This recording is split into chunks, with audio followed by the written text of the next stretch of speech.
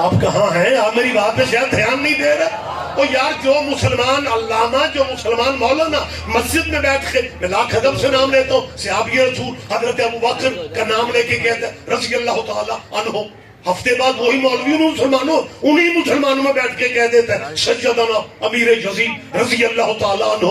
اور شیعہ دشمنی میں کدھر جا رہے ہو؟ یزید کو لعنت اللہ کہہ کے مرضی کے رضی اللہ بچا لو.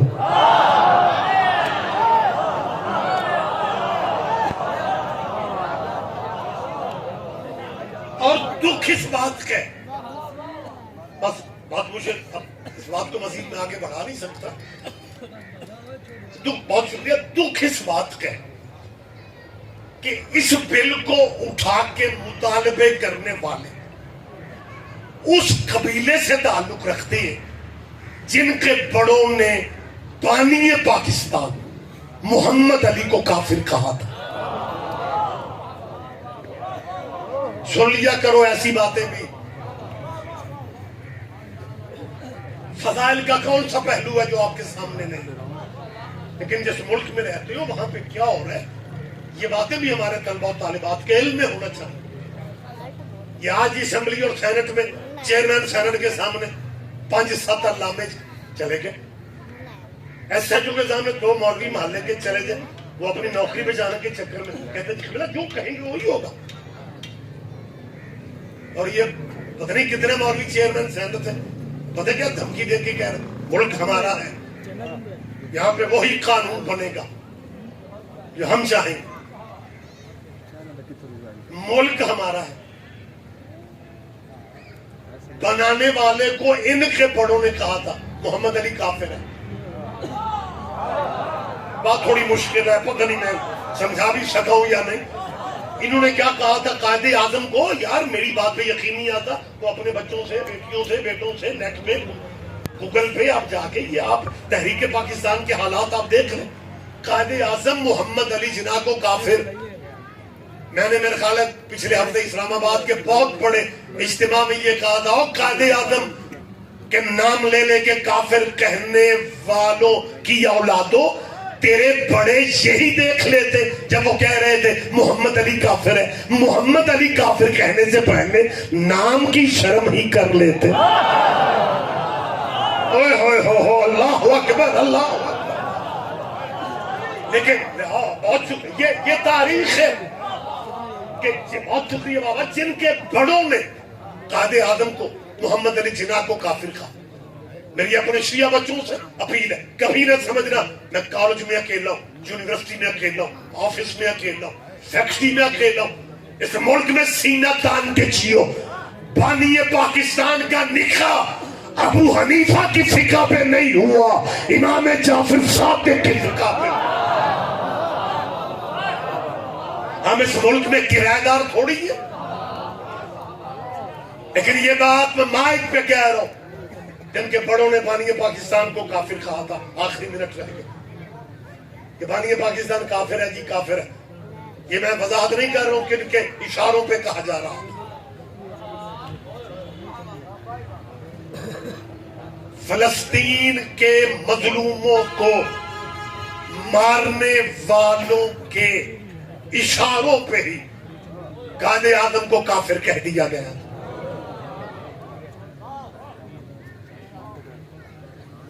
آپ ہسٹری میں جائیں نا، اپنے ملکوں کی تاریخ پڑھیں، اور جن کے دادے یا جن کے ابو جی نے کافر کہا تھا نا، آج اسی کا بیٹا کہہ رہے ملک ہمارا ہے. پتہ نہیں مرسی کتنا سمجھتی ہے.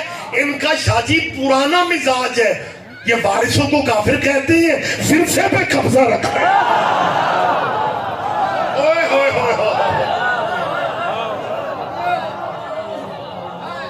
وگرنہ انہیں کب کا ابو طالب سمجھ میں آ جاتا.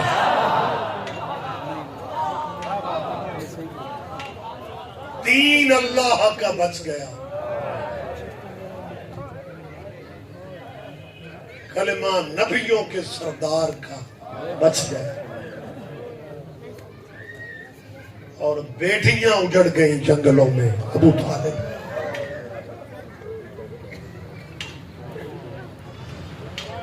بالکل مغرب قریب ہے، یہی ٹائم جب کربلا میں ہوا تھا نا، اور مسلمانوں نے دین کا کعبہ گرا کے آذانیں دینا شروع کر دیا، اور جب آذان میں آواز آ رہی تھی نا اشہد ان محمد رسول، حسین کی منت و مرادوں والی سکینہ رو کے کہہ رہی تھی پھوپھی یہ محمد کون ہے جس کی یہ آذانیں دے رہے؟ آباد رو بی بی تیرا قرآن قبول، یہ گریہ کی اٹھتی یہ آوازیں میرا مال قبول کرنا، پھر زندگی رہی تفصیلات ہو سکتی ہیں۔ دعا کیا کرو اللہ دشمنوں کی بیٹی بھی دکھی نہ، اولاد میری بیٹیاں بہنیں بھی آپ میرے بھائی بزرگ، تو اس کا مطلب ہے میری آواز والدین سن رہے ہیں، میں بھی سن رہی ہوں، باپ بھی سن رہے ہیں۔ والدین کو اولاد ساری ہی پیاری ہوتی ہے، لیکن جو بچے منتوں والے ہوں، منتوں والے بچے زیادہ پیارے، یہ معصومہ تیرے مولا کی منتوں والی ہے، جسے تہجد کی نمازوں میں حسین بادشاہ نے دعاؤں میں مانگا میرے اللہ مجھے وہ بیٹی دے جو میرے بغیر زندہ نہ رہ سکے، جس بیٹی کے بغیر میں نہ جی سکوں۔ حسین کی اس یتیمہ کا صدقہ اللہ سب کی بیٹیوں کے نصیب نے کیا، جو والدین بیٹیوں کے معاملات میں پریشان، مالک ان کی پریشانی بی بی کا صدقہ دور فرما۔ کسے سنا ہے؟ ڈرتے ہوئے میں ہاتھ بھی مانگ رہا ہوں، کسی کا دل دکھے بھائیو آپ کا مہمان سیدوں کے معافی مانگ لے، تو میرے پاس متبادل لفظ نہیں، لائن کا دربار تھا، مسندوں پہ مہمان تھے، چلے میں کس طرح سے ابو سفیان کا پوتا تخت پہ بیٹھا شراب پی رہا تھا، ابو طالب کی پوتیاں قیدی بن گئی، دین اسلام کی خاطر، اور مسندوں پہ صرف ملکی شام کے مہمان نہیں تھے، دلچسپی روایات سے رکھنے والے بھی موجود ہوتے، غیر ملکی سفیر بھی موجود تھے، اور ان سفیروں میں روم کا سفیر، عیسائی سلطنت کا عیسائی سفیر مہمانوں میں بیٹھا، جس کے لیے میں نے آپ سے معافی مانگی۔ اس عیسائی سفیر کی نظر حسین کی منتوں والی، یہ چیخے مار کے معاف کر، یہ چیخے مار کے اٹھا، روتا ہوا یزید کے سامنے جا کے کہتے یزید میں تیرے مذہب کا نہیں ہوں لیکن تیرا مہمان ہوں نا، میرے بندے ہاتھ دیکھ، اس چھوٹی قیدن کو یا سزا سنا کے بھیج دے۔ آباد رو، شام ہو گئی ہے، بی بی تیری اولاد کے نصیب دیکھ کر اس چھوٹی قیدن کو یا سزا سنا دے، یا پیشی کی تاریخ کوئی اور دے دے۔ جب اس نے سفارش کی ہے نا، یزید کہتے ہیں بچی تیرا نام کیا ہے؟ بچی کے لب ہلے، آواز نہ، اس نے بلند آواز پھر پوچھا، بچی میں پوچھ رہا ہوں تیرا نام کیا؟ بچی کے لب ہلتی، آواز، ہر درد آپ کے ذہن میں۔ تیسری دفعہ یہ لائن غصے میں زجر بن قیس کو کہتا ہے، یہ حسین کی بیٹی اپنے آپ کو سمجھتی کہ میں حاکم ہو کے پوچھ رہا ہوں، یہ میرے سوال کا جواب، ان کا رہا بھی کوئی نہیں، ان کا بچا بھی کوئی نہیں، میں حاکم میں ہوں، اور میرے زجر بن قیس کو اس لہجے میں یزید نے مخاطب کیا، یہ ظالم بچی کی طرف بڑھا، میں پھر ہاتھ باندھ رہا ہوں، مجھے معاف کرنا، لیکن یہ بغیرت خالی ہاتھ نہیں تھا، یہ جب زجر بن قیس مظلومہ معصومہ کی طرف بڑھے نا، تیرے سجاد مولا کی چیخیں نکل گئی. رو کے فرماتے ہیں میری بہن پہ ظلم نہ کرنا، میری بہن جواب دے رہی ہے لیکن گلے کی رسیاں اتنی تنگ ہیں. آباد رہو، اللہ تمہیں ذاتی خموں میں کبھی نہ رلا. آواز کوئی نہیں سن رہا. شمر زجر سے کہتا ہے جلدی کر اس بچی کے گلے کی رسیاں کھول. آکے بچی سے جو پوچھنا چاہتا ہے، جو سوال کرنا چاہتا ہے. زجر آگے تو قدم مزید بڑھا. سید سجاد نے ہاتھ سے روکا. فرماتے میری بہن کہہ رہی ہے مجھے ہاتھ نہ لگانا، میں سید زادی ہوں، میں حسین کی بیٹی ہوں، میں محمد کی اولاد ہوں. زجر ایک سپاہی کو کہتے ہیں اس قیدی کو اٹھاؤ. قیدی اٹھ، اپنے ہاتھوں سے اپنی بہن کے گلے کی رسیاں کھول لے. تمہارے امام نے اپنی ہتھکڑیوں میں بندے ہاتھوں کو دیکھا کہ اسی سپاہی سے کہتے ہیں بیچارہ کیسے کھولے گا رسیاں، اس کے تو اپنے ہاتھ بندے، اس کی ہتھکڑیاں کھولو، حاکم کو دیر ہو رہی ہے. تمہارے امام کی ہتھکڑیاں کھولی اور یہ ظالم کہتا ہے اٹھ، اپنی بہن کے گلے کی رسیاں. سجاد اٹھے، بہن کے قریب آئے، زخمی ہاتھ بہن کی زخمی گلے کے قریب کی. رسی کھولنے سے پہلے تمہارے امام کے ہاتھ جڑ گئے. کہتے سکینہ میں تیرا کہاں کہاں شکریہ ادا کروں گا، اپنی رسیاں بعد میں کھلوا رہی ہے، میری ہتھکڑیاں پہلے کھلوا دے. اور تجھے پردیس میں پینے کا پانی ملتا تھا، تو خود پیاسی رہ جاتی تھی اور پانی میرے زیوروں پہ ڈالتی تھی. سجاد لوہا گرم ہو گیا ہوگا. آباد رہو، آباد رہو.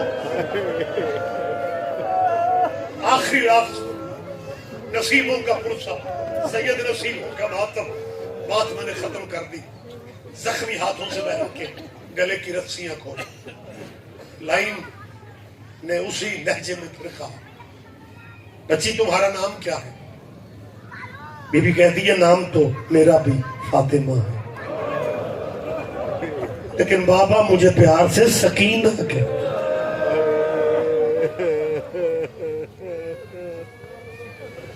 تخت پہ بیٹھے ہوئے لائن نے پھر سوال کر دیا نام تیرا بابا کچھ کہے. تیرے بابا کو تجھ سے بہت پیار تھا. بی بی کو موقع مل گیا بابا کی باتیں کرنے کا. کوئی بابا کی بات تو کرنے نہیں دیتا. اجڑی شام غریباں سے اب تک ترس گئی تھی بابا کی بات کو کرے. بی بی کہتی ہے جب اس نے کہا نا تیرے بابا کو تجھ، بی بی کہتی ہے ہاں میرے بابا سنایا کرتے تھے سکینہ بیٹا ہر کوئی اللہ سے بیٹے مانگتا، میں نے دعاؤں میں تجھے مانگا تھا بیٹا جس گھر میں تو نہیں ہوتی مجھے وہ گھر اچھا نہیں لگتا. بچی بابا کی باتیں کرتے کرتے کہتی جب میری دادی کا صحن آباد تھا، مختلف گھروں میں بابا نے یہ فکرے کر سکینہ ہو تو مجھے گھر اچھا لگتا. باتیں کرتے کرتے بچی کے منہ سے بس میں نے ختم کر دی. اسے نصیبوں کا ذاکر مولوی کا کیا ہوتا ہے، کوئی کمال آپ کے اندر کا تقدر. بیوی کہتی ہے فجر کے بعد جب بابا گھر آتے تھے نا نماز پڑھ کے تو میرے لیے تازہ کھجوریں لاتے تھے اور مجھے اپنے ہاتھوں سے گود میں بٹھا کے کھلاتے. اس لائن نے ظلم والی پردے میں میری بیٹیاں مجھے معاف کریں گی. اس بے غیرت آسمان کیوں نہ گرا. یہ کہتے بچی آگے پڑھ. میرے تخت کی پہلی سیڑھی پہ یہ رومال ہٹا، نیچے برتن میں تشت میں تازہ کھجوریں موجود ہیں، اپنی مرضی کی کھجوریں اٹھا لے. سکینہ نے امام کو دیکھا، مولا نے کہا امتحان ہے. پھپھیوں نے اجازت دی، بچی آگے بڑھتی ہے. میں پھر معافی مانگ رہا ہوں. کانپتے ہاتھوں سے رومال ہٹایا، نیچے کھجوریں نہیں تھی، بابے کا سر تھا. غریب کے سر پہ بابا کے سر پہ منہ رکھ کے رو کے کہتی ہے میرا شہنشاہ بابا.